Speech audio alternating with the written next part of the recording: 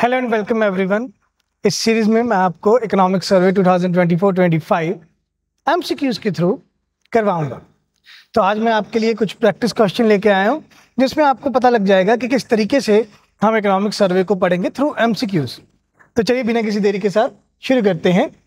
First of all, consider the following statements regarding the recent geopolitical scenario. ठीक है, ये मैंने इंट्रोडक्टरी चैप्टर में से सवाल बनाया है कि इंट्रोडक्शन में इकोनॉमिक सर्वे जियोपॉलिटिकल सिनेरियो के लिए क्या स्टेटमेंट्स प्रोवाइड कर रहा है और यूपीएससी इन स्टेटमेंट्स का इस्तेमाल कैसा कर सकता है। तो देखिए, the economic challenges faced by Europe are largely attributed to transitions towards renewable energy leading to a higher energy cost and reduced competitiveness.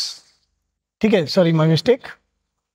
तो इकोनॉमिक चैलेंजेस फेस किए गए यूरोप की तरफ से इस चीज़ को देखते हुए, रिन्यूएबल एनर्जीज को देखते हुए, जिससे उनका हायर एनर्जी कॉस्ट से ओवरऑल जो एक्सपोर्ट्स के प्राइसेस हैं वो बहुत ज़्यादा इंक्रीज हो गए और उनका एक्सपोर्ट कॉम्पिटिटिवनेस कम हुआ। तो ये स्टेटमेंट बिल्कुल ट्रू है। हमने 2024-25 में लास्ट ईयर यही फेस किया आईआर के पर्सपेक्टिव से भी और इंटरनेशनल ट्रेड के पर्सपेक्टिव से भी, दैट यस, यूरोप में ये हायर एनर्जी कॉस्ट के कारण उनका एक्सपोर्ट कॉम्पिटिटिवनेस कम हो। क्लियर, आगे बढ़ते हैं। China's economic reopening post COVID has led to a significant surge in domestic consumption. कैसा, चाइना को जब दोबारा रीओपन किया गया कोविड के बाद तो वहां डोमेस्टिक कंजम्पशन में इंक्रीज देखने को मिला। This statement is false. Economic survey specifically point out कर रहा है कि चाइना में हमें रिसेशनरी प्रेशर देखने को मिला और डिफ्लेशनरी पुल देखने को मिला। ठीक है, रिसेशनरी प्रेशर्स प्रिवेल कर रहे थे चाइना में, एक डिफ्लेशनरी पुल देखने को मिला, that your aggregate demand is so low that the general price level is decreasing. तो डिफ्लेशन, इन्फ्लेशन की बजाय डिफ्लेशन देखने को मिला। इसका मतलब डोमेस्टिक कंजम्पशन में इंक्रीज नहीं डिक्रीज था। तो ये सेकंड स्टेटमेंट गलत हो जाता है। India's export growth is expected to be less dependent on global trade growth in the future with more emphasize on domestic growth drivers. तो ये बिल्कुल ट्रू है। हमने करंट अफेयर्स में भी इसको पढ़ा हुआ है। जो भी व्यूअर्स पहली बार इस सर्वे के एमसीक्यूज की वीडियोस देख रहे हैं तो आपको थोड़ा ये ध्यान रखना होगा कि करंट अफेयर्स जो भी आपने पिछले साल पढ़े हैं ये उनका एक कंक्लूडिंग रिमार्क्स के रूप में आपको सर्वे में मिल जाता है। तो हमने यही देखा कि इंडिया का जो एक्सपोर्ट सेक्टर ग्रोथ है वो ग्रोथ तो देखने को मिल रहा है, बट वो फॉरेन कंट्रीज के ऊपर इतना डिपेंडेंट नहीं है। हम चाहते हैं कि हम मेक इन इंडिया, मतलब इंडिया में प्रोडक्शन कैपेसिटीज को इंक्रीज करें जिसमें प्रोडक्शन इतना ज़्यादा बढ़ जाए कि हम एक्सपोर्ट बढ़ाएं। तो ये स्टेटमेंट बिल्कुल ट्रू है। इसके बाद, India has significantly increased its production capacity in solar energy components like polysilicon and ingots enough to meet its demand by 2025। अब ये स्टेटमेंट को मैंने इस तरीके से फ्रेम किया कि आपको पता लग जाए कि आपको यूपीएससी में या पीसीएस में कहाँ अटकाया जा सकता है। यहाँ तक तो स्टेटमेंट बिल्कुल ठीक है। That India has significantly increased its production capacity in solar energy components like polysilicon and ingots। ये बिल्कुल पॉइंट ठीक है। Enough to meet its demand, ये सरासर गलत है कि आने वाले फाइनेंशियल ईयर में 2025-26 में आप इतना प्रोडक्शन कैपेसिटी नहीं इंक्रीज कर सकते हो सोलर एनर्जी कंपोनेंट्स का कि उससे आपकी डोमेस्टिक डिमांड मीट अप हो जाए। तो ये स्टेटमेंट गलत हो जाता है। ठीक है, तो इस तरीके से हमारे पास सवाल आ गया। अब देख लेते हैं, हमें करेक्ट पूछा है तो फर्स्ट और थर्ड स्टेटमेंट ही करेक्ट है। 2 and 4, 1, 3, 4, C is the answer, 1 and 3 only. तो कुछ इस तरीके से हम सवालों का सिलसिला जारी रखेंगे। इकोनॉमिक सर्वे का चैप्टर बाय चैप्टर हम वीडियोस डिस्कस करते हैं। Second, consider the following statements regarding global economic landscape. Again, global economic landscape को मद्देनजर रखते हुए हमें कौन कौन से पॉइंट्स मिले इकोनॉमिक सर्वे में। The US saw a change in leadership in 2024। ठीक है, यस, प्रेसिडेंशियल इलेक्शन हुए यूएस में with the new president only being in office for a few weeks by the time the economic survey was released। तो कुछ ही हफ्ते हुए जब economic survey release हुआ तो ट्रंप जी ने अपना प्रेसिडेंटशिप संभाली। ठीक है, ये स्टेटमेंट बिल्कुल करेक्ट है।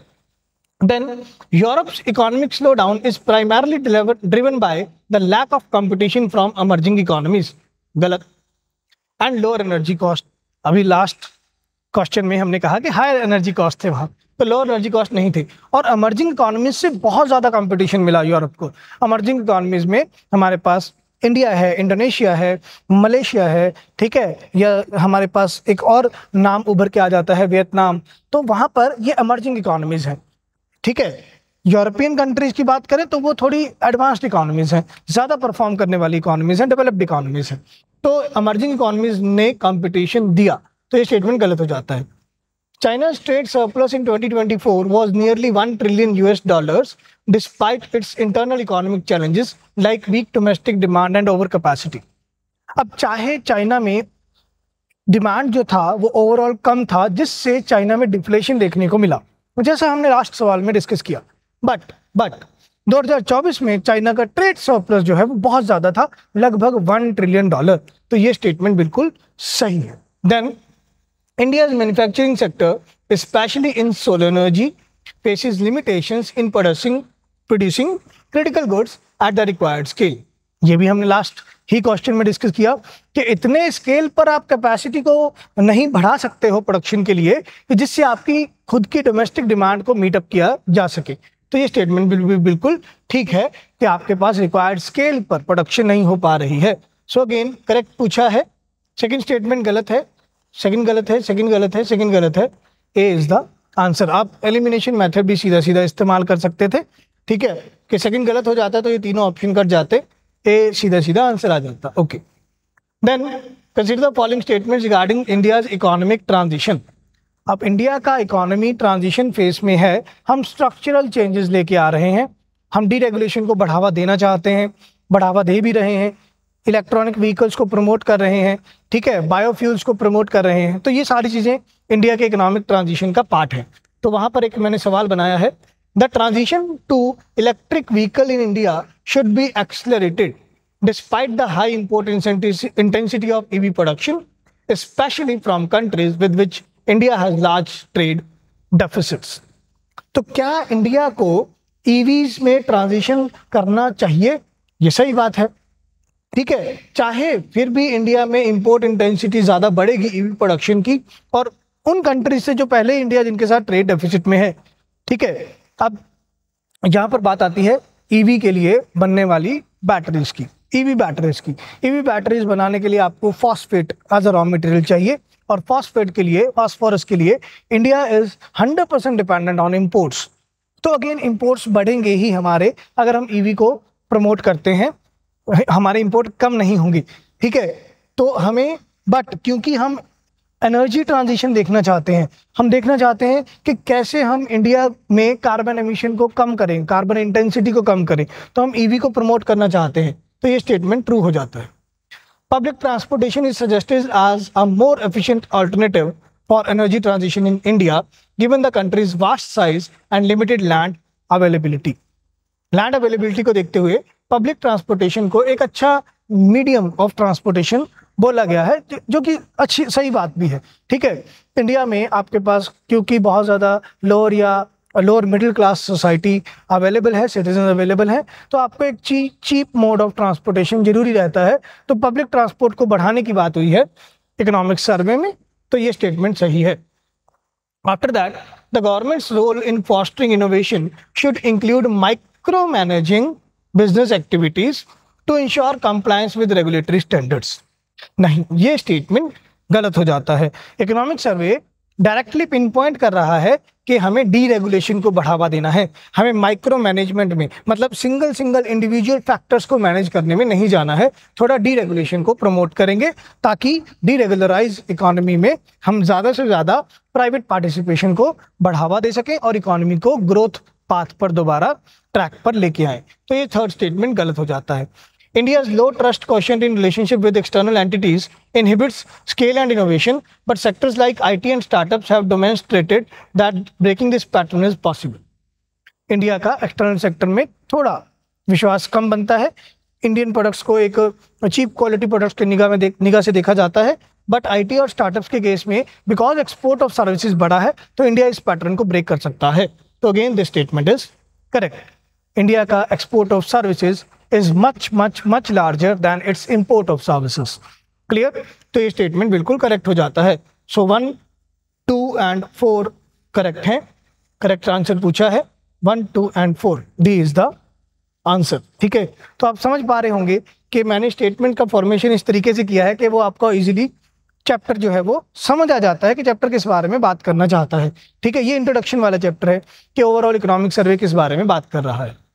Then question number 4, consider the following statements based on 2024 economic survey preface. अब यहाँ पर मैंने प्रोवाइड किया कि हाँ जी ये इकोनॉमिक सर्वे में से सवाल आया है। एज सच आपको यही स्टेटमेंट नहीं प्रोवाइड करेगा यूपीएससी, ये मैंने आपकी नॉलेज के लिए प्रोवाइड किया। इकोनॉमिक सर्वे में से प्रीफेस में से मैंने ये सवाल बनाया है। Now India is advised to significantly increase its dependence on electric vehicles. India को अपना इलेक्ट्रिक व्हीकल्स पर डिपेंडेंस बढ़ाना चाहिए, ये हम लास्ट क्वेश्चन में भी डिस्कस किया, तो बिल्कुल सही बात है। As a mean of energy transition, बिल्कुल। Despite high import intensity of EV production, which could exaggerate its trade deficit. तो अगेन अगर हम ज़्यादा हाई इंपोर्ट्स करेंगे EV व्हीकल या EV कंपोनेंट्स के तो हमारा ट्रेड डेफिसिट बढ़ेगा। तो अगेन सिंपल ये सही है statement. India focus more on promoting electric mobility in short term, no wrong. India को इलेक्ट्रिक मोबिलिटी को प्रमोट करना है लॉन्ग रन के लिए। ठीक है, तो ऐसे छोटे मोटे पॉइंट्स को चेंज करके भी स्टेटमेंट आपको आ सकता है, ये भी हमें ध्यान रखना है। इंडियाज फूड कंजम्पशन पैटर्न के बारे में स्टेटमेंट आया, particularly in the rise in ultra processed foods, that is high fat, sugar and salt foods have led to a significant concern about the future health of its population, with a reported 33% annual growth in this sector from 2006 to 2019. तो कुछ ऐसे data specific statements भी आपसे पूछे जा सकते हैं जिन पर बहुत ज़्यादा पिन पॉइंट करके इकोनॉमिक सर्वे बता रहा है कि किन सेक्टर्स पर आने वाले फाइनेंशियल ईयर में या आने वाले मीडियम टर्म में आपको ध्यान देना है। ठीक है, तो ये स्टेटमेंट बिल्कुल करेक्ट है कि अल्ट्रा प्रोसेस्ड फूड्स का कंजम्पशन बढ़ा है, हाई फैट, शुगर, सॉल्ट वाले प्रोडक्ट्स का जो आपका ओवरऑल कंजम्पशन है वो बढ़ा है, और ओबेसिटी जो है वो राइज कर रही है पॉपुलेशन में, तो एक हेल्थ कंसर्न्स जाग जाते हैं।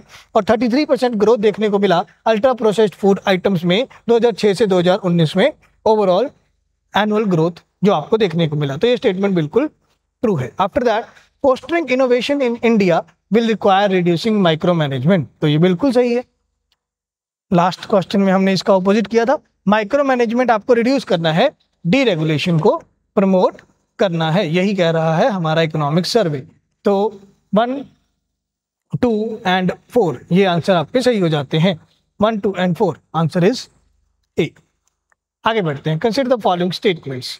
The impact of screen time and ultra processed food on children with a specific focus on effect of work culture, lifestyle and eating habits on mental health. तो पूरा इकोनॉमिक सर्वे जब social issues की बात करता है तो वो दो चीज़ों को कंसर्न में रख रहा है, फिजिकल हेल्थ को on the basis of screen time and ultra processed food, and on the mental health by the effect of work culture, lifestyle and eating habits. तो ये बिल्कुल सही है कि फिजिकल हेल्थ और मेंटल हेल्थ दोनों की बात की गई है इकोनॉमिक सर्वे में। तो वह statement is correct. Implementation of national education policy has been largely successful with minimal regulatory hurdles, नहीं ये गलत है। नेशनल एजुकेशन पॉलिसी 2020 में आया था, बट अभी भी हम कुछ ऐसे स्टेट्स देखते हैं जहां पे नेशनल एजुकेशन पॉलिसी को प्रॉपरली सक्सेसफुली इंप्लीमेंट नहीं किया गया है, वॉलंटरी रखा गया था स्टेट्स पर, मैंडेटरी नहीं रखा गया, तो ये स्टेटमेंट गलत हो जाता है। External sector development raise concerns about restrictive trade policies. External sector में हमें जो भी डेवलपमेंट देखने को मिल रहे हैं करंट टाइम पीरियड में, तो वहाँ पे आप रिस्ट्रिक्टिव ट्रेड पॉलिसीज लेके आना चाहते हो, कुछ रिस्ट्रिक्शंस इंपोज करना चाहते हो, particularly from the European union which could restrict India's export and widen the current account deficit. तो इंडिया के प्रोडक्ट जब फॉरेन कंट्री में जाएंगे वहाँ पे उन पर रिस्ट्रिक्शंस लगेंगे, टैरिफ नॉन टैरिफ बैरियर्स लगेंगे, जिससे हमारे एक्सपोर्ट्स कॉम्पिटिटिव नहीं रहेंगे और हमारा करंट अकाउंट का डेफिसिट जो है वो बढ़ेगा, बिकॉज हमारे एक्सपोर्ट्स कम होंगे। और ये देखने को मिल सकता है 2025 में, ऐसा इकोनॉमिक सर्वे पॉइंट आउट कर रहा है। तो yes, this statement is totally correct. Then the need for India to focus more on adaptation to climate change rather than emission mitigation. India को ऐसी एक्टिविटीज, ऐसे प्रोग्राम्स इंप्लीमेंट करने हैं जहां पे आप क्लाइमेट चेंज को ज़्यादा ध्यान रखें rather than present carbon emission को कम करने में। सही है ये statement. Then given the geopolitical vulnerabilities and global energy transition issues, overall geopolitical concern में भी आप ओवरऑल ग्लोबल इश्यूज को मद्देनजर रखते हुए और जियोपॉलिटिकल वल्नरेबिलिटीज को मद्देनजर रखते हुए इंडिया को जरूरत है वो क्लाइमेट चेंज की तरफ जाए रादर देन एमिशन मिटिगेशन की तरफ जाने में। तो again this statement is also correct. तो अगेन करेक्ट का सवाल पूछा गया है, तो सेकंड स्टेटमेंट गलत है। 1, 3 and 4 are correct. The answer is A here. Then last question for this introductory chapter. Based on Economic Survey 2023-24, consider the following statements. India's current account deficit is projected to widen due to declining foreign direct investment. India का current account deficit जो है वो increase हो सकता है क्योंकि India का FDI थोड़ा कम हो रहा है, वो बिल्कुल सही बात है। And increasing trade barriers, India में ट्रेड बैरियर्स ज़्यादा बढ़ते हुए देखने को मिल रहे हैं, particularly from the European union. तो यूरोपियन यूनियन की तरफ से आपको ट्रेड बैरियर्स, यही हमने लास्ट स्टेटमेंट में भी कवर किया कि आपको ज़्यादा टैरिफ और नॉन टैरिफ बैरियर्स देखने को मिल रहे हैं ईयू की तरफ से। हाँ, वो अगले फाइनेंशियल ईयर में यूएसए की तरफ से भी देखने को मिलेंगे, जैसे ट्रंप जी अपना टैरिफ गन दिखाए हुए हैं। तो ये स्टेटमेंट करेक्ट हो जाता है। AI technology would have a major adverse impact on employment generation in India, ये गलत। Economic survey totally pin point कर रहा है कि AI के आने से एम्प्लॉयमेंट सेक्टर इफेक्ट होगा, बट बहुत ज़्यादा इफेक्ट से बचने के लिए इंडिया में गवर्नमेंट को स्किल और एजुकेशन पे ध्यान देना होगा, तो इतना AI का इम्पैक्ट नहीं पड़ेगा। ठीक है, तो मेजर एडवर्स इफेक्ट एम्प्लॉयमेंट पर नहीं होगा। आप इसको मिटिगेट भी नहीं कर सकते हो, गलत। आप इसको मिटिगेट कर सकते हो स्किल अपग्रेडेशन में, रीस्किलिंग में, एजुकेशन डेवलपमेंट में, ट्रेनिंग में आप ज़्यादा इन्वेस्टमेंट प्रोवाइड करके, पब्लिक स्पेंडिंग करके AI के एडवर्स इम्पैक्ट को आप मिटिगेट कर सकते हो। Then India's energy transition highlights that the focus should be on emission mitigation rather than adaptation to climate change. ठीक है, आपको क्या करना है, आपको अडॉप्टेशन करना है किस चीज़ का, आपको मिटिगेशन की तरफ जाने की बजाय आपको अडॉप्टेशन करना है क्लाइमेट चेंज का। यही हमने लास्ट स्टेटमेंट में भी पढ़ा था। तो again this statement is correct. Deregulation stimuli करेगा इंडिया के एसेंशियल डेमोग्राफिक डिविडेंड को और एक्सीलरेट करेगा कंट्री की ग्रोथ को अगले 2 डेकेड्स में अच्छे से अचीव करने के लिए।